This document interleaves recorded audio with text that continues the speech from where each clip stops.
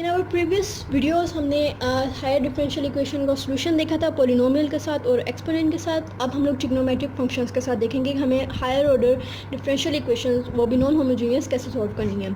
यहाँ पे मैं बहुत सिंपल से एक ट्रिग्नोमेट्रिक फंक्शन ले रही हूँ। यहाँ पे हमारे पास कॉम्प्लेक्स भी हो सकता है, आगे हम एक इक्वेशन देखेंगे वहाँ पर हमारे पास थोड़ा कॉम्प्लेक्सिटी भी आएगी।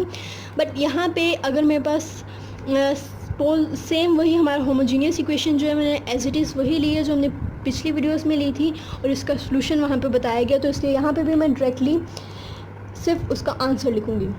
मैं यहाँ पे वाई सी ही इसे कंसिडर कर रही हूँ, ऐसे हमारी बुक में ये दिया गया और हमने प्रीवियस वीडियो में भी इसे वाई सी ही कंसिडर किया था। एंड इसका आंसर हमारे पास ये था जो कि मैं एज इट इज़ लिख दूँगी। अगर किसी को नहीं पता लग रहा तो अगेन पिछली वीडियोस में जाके देख सकता है। एंड नाउ हमारे पास राइट हैंड साइड है जिसे हमें सोल्यूशन जिसका लेना है, तो हम इसे सॉल्व कर लेते हैं। Y P is equal to, यहाँ पर मेरे पास सिर्फ एक वैल्यू दी गई है, बट बेसिकली मैं यहाँ पे जब ट्रिग्नोमेट्रिक फंक्शन के तौर पे ले रही हूँ तो मैं यहाँ पे साथ में कोसाइन वाला जो है उसे भी साथ अपने रखूँगी। दिस वुड बी, जब हमने पिछली वीडियोस देखी थी उसके अंदर हम लोगों ने एक्सपोनेंट देखा था कि अगर हमारे पास यहाँ पर सिर्फ एक वैल्यू है तो हमने एक ही लिया था, लेकिन जब यहाँ पे हमारे पास ट्रिग्नोमेट्रिक फंक्शन है तो हमें दोनों को लेना है। अगर यहाँ पे मेरे पास कोसाइन होता तो मैं यहाँ पे कोसाइन के साथ साइन भी लेती, क्योंकि मुझे दोनों के साथ उसका सोल्यूशन चाहिए अगेन। लेकिन जब हम सम अप करेंगे तो अगेन हमारे पास वैसा ही सोल्यूशन आ जाएगा, यानी कि हम लोगों को किसी भी तरह जितना भी हम लोग सोल्यूशन करते हैं, क्या करते हैं, कौन सी वैल्यूज एडअप करते हैं, तो हमारे पास अगेन ये आ जाता होता है। ठीक है, इसको स्टार्टअप करते हैं। हमें सबसे पहले डेरिवेटिव लेना है। साइन का डेरिवेटिव हमारे पास कोस होता है, तो हमारे पास फर्स्ट कोस एक्स आ गया, एंड कोस का माइनस साइन होता है तो B sine x. Okay, and now double derivative, double prime, cos minus A sine x आ गया। अगेन साइन चेंज हो गया, यहाँ पे साइन चेंज नहीं होगा क्योंकि ये पॉजिटिव कोस, जब साइन को हम कॉस में कन्वर्ट करते हैं तो उसका साइन चेंज नहीं होता, पॉजिटिव भी रहता है, तो ये माइनस एज इट इज़ यहाँ पे आ गया। ठीक है, ये चीज़ हमें बहुत ध्यान में रखनी है कि हमारे जो साइंस हैं उनकी गलती नहीं होनी चाहिए। हमारे अलजब्रा में या ट्रिग्नोमेट्री में हमारे साइंस जो होते हैं ये बहुत ज़्यादा इंपॉर्टेंस रखते हैं, तो इसलिए बी केयरफुल कि हमारे साइंस में गलती ना हो। ओके, अब ये तीनों की तीनों वैल्यूज़ को मैं इस इक्वेशन के अंदर पुट कर दूँगी। Minus A sine x minus b cos x and minus, again मैं यहाँ पे इसको सिंप्लीफाई इसके अंदर ऐड कर रही हूँ, तो मुझे साथ में अपने साइंस वगैरह भी रखने हैं और वैल्यूज़ को भी एज इट इज़ सॉल्व करना है। Okay, -4 into a sine x b cos x is equal to 2 sine x. Okay, ये थोड़ा लेंथ ही हो सकता है लेकिन इतना ज़्यादा कॉम्प्लेक्स नहीं है अगर हम लोग करना चाहें तो। इसे सिंपल फॉर्म में लिख लेते हैं, b cos x minus 3a cos x plus 3b sine x minus 4a sine x minus 4b cos x is equal to 2 sine x. अब हम लोग इनको अलग से ना कैंसिल कर सकते हैं ना हम लोग इनको किसी तरह सॉल्व कर सकते हैं, तो हम लोग यहाँ पे क्या करेंगे, हम लोग साइन की वैल्यूज़ को अलग लिख लेंगे और कॉस की वैल्यूज़ को अलग लिखेंगे। जब हम इसे सिंप्लीफाई करेंगे तो ये साइन और ये साइन हमारे पास -5a साइन एक्स आ जाएगा।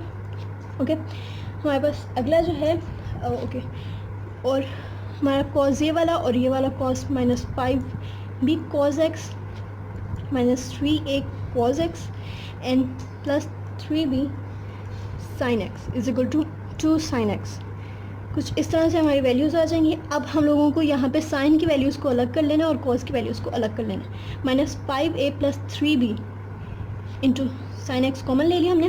Okay, plus -3a minus 5b into cos x 2 sine x. अब यहाँ पे मैंने कहा था कि अगर हमारे पास इक्वेशन कंप्लीट नहीं है, जैसे यहाँ पे हमारे पास साइन एक्स है कंपैरिजन के लिए लेकिन हमारे पास कॉस एक्स नहीं है, तो वो हम लोग अपनी तरफ से लिख सकते हैं। अगर हम लोग उसको 0 के साथ मल्टीप्लाई करें तो इसका मतलब है वो आंसर हमारा 0 ही आ रहा है, तो हमारे इक्वेशन पे कोई इफेक्ट नहीं पड़ रहा। हम लोग लिख सकते हैं ताकि हमारा कंपेरिजन ईजी रह जाए। हम कंपेयर करेंगे बोथ साइड्स को,